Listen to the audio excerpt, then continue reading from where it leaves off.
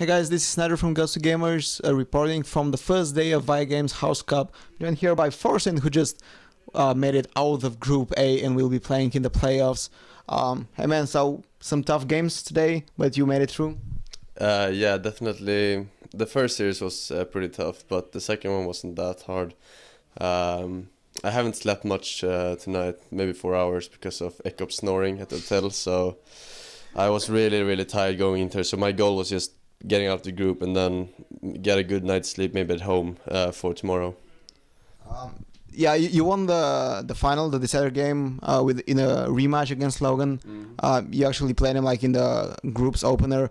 Did having played him before help you win the second series in any way, or did you just outplay him straight up?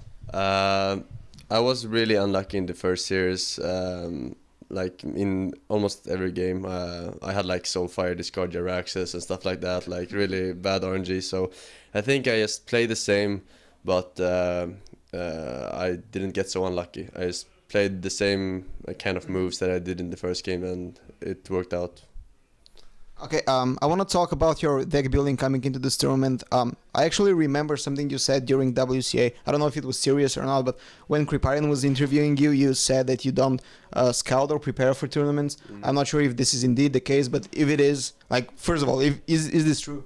Yeah, it's completely true. I didn't even know anything about the players in my group except for Mas.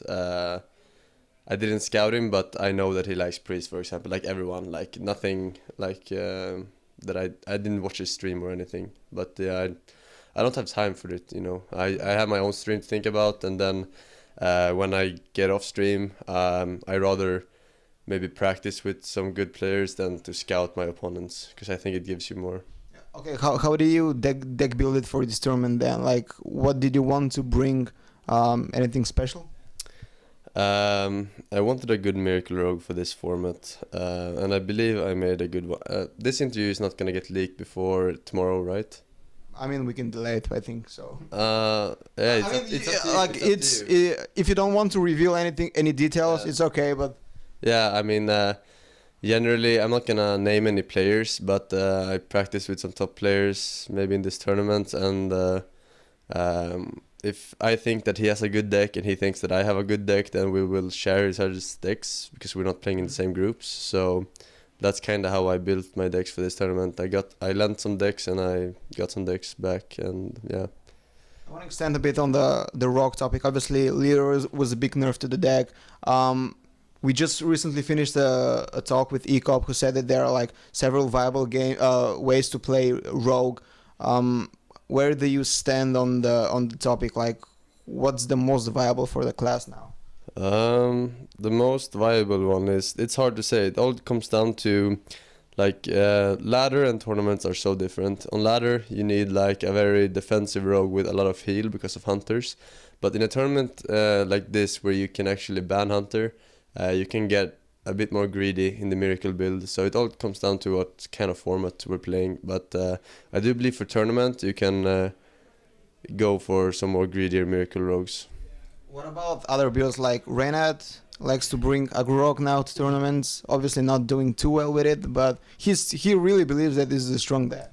Yeah, I mean, we saw Tides playing Aggro Warrior, which I thought was a really good choice, because in a format like this, especially when you can, like, the strategy coming into a tournament like this is that if you win the first game, you can swap to a warrior for next game, and then when his opponent, like usually the opponent will make a hard counter so that he wins, and then it's his turn to make a deck.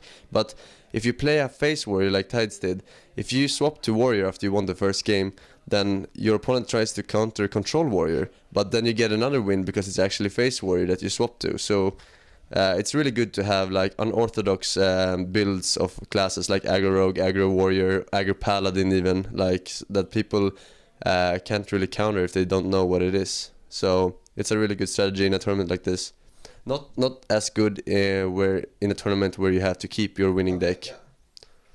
Nobody seems to talk about tempo rogues, I guess, or like more control rogues. Are they like completely out of the map? Yeah, they haven't been viable for a long time because Miracle has just been superior. Now the Miracle Rogue decks we see today is a lot more minion heavy, so it's kind of a mix of the old Miracle Rogue and like Tempo Rogue with like Senjins and Sludge Belchers. So like it's a combination, and it's one of the better Miracle Rogues, the more minion heavy one. You're also known a lot about your warrior play. Obviously, you like control stuff, so and the build hasn't really evolved that much. I think it like a few cards come and go, but Yeah. the core remains the same. It does. So is there like how do I put this? Like we see obviously control warrior from face warrior from Tides, but is there like another third undiscovered way to play warrior? Do you think? Not that I know of. I only like there are control warrior, then there's face warrior, and then there's like a not so common mid-range warrior with Captain Greenskin and like a lot of weapons and stuff like that. But it's not very good compared to the straight face or straight control. It's just like a hybrid version. It's not so good. Okay, so tomorrow you'll be playing in the playoffs. I think your opponent is not decided yet. Yeah. I will play the winner of this group, so like the Colento and Reynad and Faramir group. I will play the winner of that. Who do you think that this will be? The winner? It's very hard to say. I mean, Colento is the favorite for sure. Faramir is a really strong player that has done really good in open qualifiers, and that's the reason he's here in the first place. But from what we've seen in the previous two groups, mine and the other group, is that the two invited players from each group has advanced. So maybe the players that are here feel some kind of pressure for being the first live event. So that might matter in the outcome of the next group.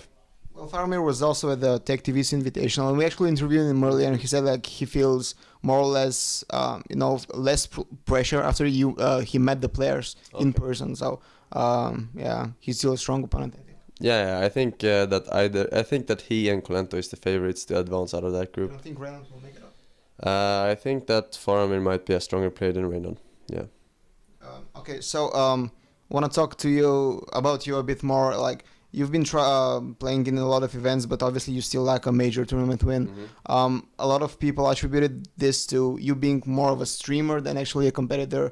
How hard it is adjusting from, streaming all day to actually prepping and playing in tournaments? Well, the thing is, when you turn off your stream, you feel like doing anything but playing Hearthstone. I know players like Colento, when he turns off his stream, he just keeps playing Hearthstone. Mm-hmm. Like, it's too much for me. I mean, I played StarCraft before, and you have to practice 10 hours a day plus. So, I mean, I'm tired of this practicing. I just rather chill and stream and then take tournaments as they come. You say tired, like, is this like the esports year hang on your shoulders and like, I don't want to do it anymore? Yeah, it's kind of like that. I mean, Hearthstone is really, really friendly for me because I don't have to practice as much and still be able to compete at top level. It doesn't necessarily mean that you can win tournaments at top level, but you can at least make it far. And I'm happy with that as long as my stream remains as popular as it does. So I think it will. Like, you're obviously doing good and entertaining. Yeah, I'm hoping for it as well. So how far do you think you will reach here in House Cup?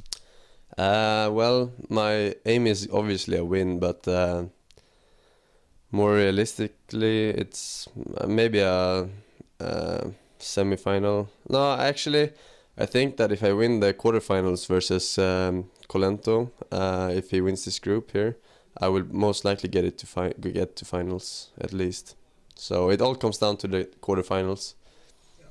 Speaking of Clint, a lot of players actually said that he's a player with no weakness, that he's such a good deck builder and well-rounded that you can't actually, ban him out of certain classes. Do you think this is the case? When it comes to deck building, he's clearly superior to a lot of players, but I think that stuff like that Tides did with the Aggro Warrior can throw him off guard. Like things that like he's not prepared for, like strange cards in deck. Like he's one of those players that plays around everything almost. And if you play something unorthodox, like that he's not used to, you throw him off guard and you can beat him. That's most of the time where he got beaten. It's been something strange, like some strange cards or something. So I'm not afraid of Clint. I'm not afraid of anyone in this tournament. I know I can beat anyone. So it just comes down to RNG. Well, I wish you luck. What's next for you after House Cup? I'm going to Seed Story Cup in a week in Germany, and after that there is DreamHack Bucharest, but I don't think I will go there because I've already missed too much streaming this month because of China and this, and then Seed Story Cup. So I will most likely relax during DreamHack Bucharest and then DreamHack Winter after that. I have some online tournaments as well in between. So okay, man, thank you for the interview. This was Nidra with Forsen. Wish you best of luck in the tournament.